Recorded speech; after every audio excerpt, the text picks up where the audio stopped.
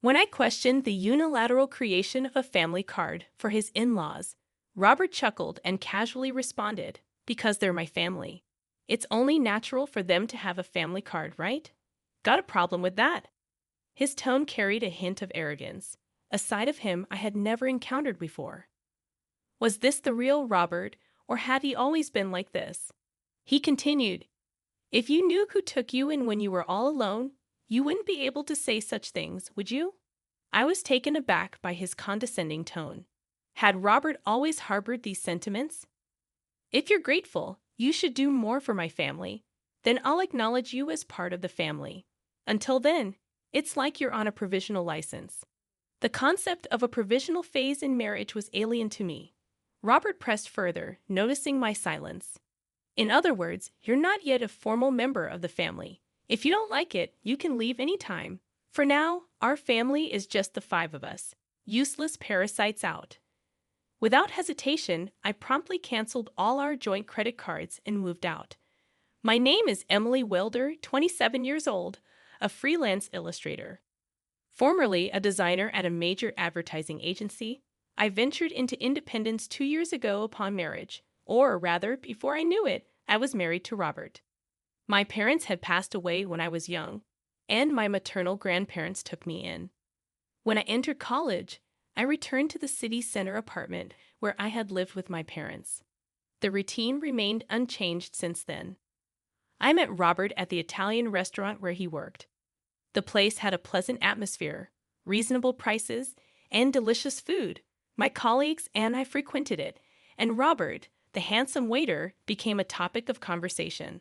The manager once joked that a significant portion of the regulars came for Robert, and I couldn't deny being one of his fans. He was undeniably cool, standing out in the crowd. For reasons unknown, we grew closer rapidly, evolving from casual acquaintances to a couple. Before I realized it, we were married. The details of that time seemed hazy, almost as if I were in a drunken stupor, waking up to find a man I called my husband beside me. Despite the uncertainty, I loved Robert then and was genuinely happy about the marriage, prompting my departure from the company. After resigning from my position as a designer at the company, the transition to independent work was amicable. I shifted the tasks I had been handling at the company to a freelance basis.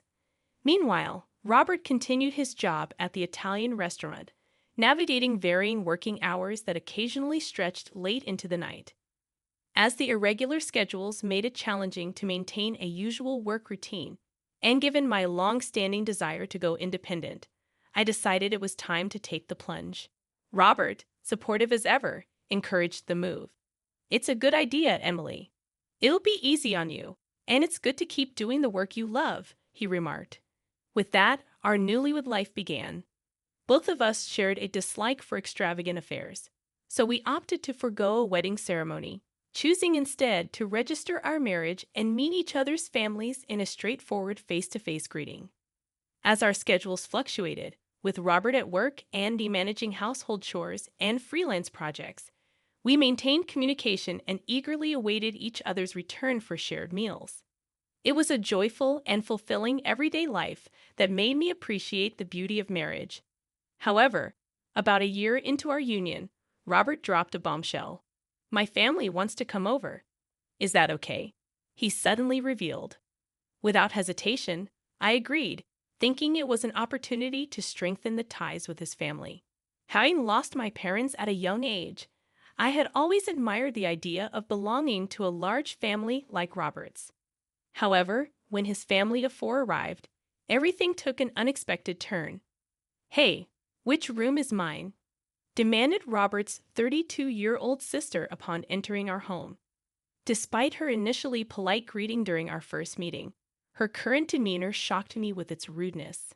Alongside her, Robert's 18-year-old sister remained silent, offering no words and simply standing there. Recalling their reserved behavior during our first meeting, hurried along by Robert's sister's impatience, I led the two sisters to the guest room. Meanwhile, Robert's parents were directed to the room that had once belonged to my parents, a Japanese-style room, the only one in the apartment. I believed it would be in their best interest. After settling into their assigned rooms, Robert's sister boldly declared, "Well, since we're going to be living here together, you better start serving our family properly." Confused by her statement, I turned to Robert for clarification, only to find him laughing in a manner I had never witnessed before. It turned out that Robert's family had given up their own residence and moved into my apartment without my knowledge. Sorry, apparently our family home suddenly had to be vacated, and they had nowhere to go, Robert explained casually. I wished he had informed me earlier, assuming their stay would only be for a day or two. This unexpected development proved to be inconvenient. Attempting to voice my concerns to Robert without upsetting him, I mentioned the inconvenience of the situation. He looked down and apologized, pleading, "Please, just until they find somewhere else to go." Unable to turn away people in need, especially the family of someone important to me, I reluctantly agreed to live together on the condition that they find a new place as soon as possible. Little did I know, I would come to regret this decision. Robert's family showed no restraint from the day they moved in. They did nothing and left everything to me, saying whatever they wanted. There was no effort to search for a house or secure employment. When I inquired about their jobs, I received another surprise. "Oh, I quit that lousy supermarket job," Robert's sister declared. Despite her age, it turned out she had only been working part-time and hadn't held a steady job since high school. Even Robert's parents were in part-time positions, having quit before moving in. Robert's sister, who had claimed to be a student, was actually unemployed. When questioned about her lack of employment, she shockingly replied, "Why should I work when I've become part of a wealthy family?" A wealthy family? Who was she talking about?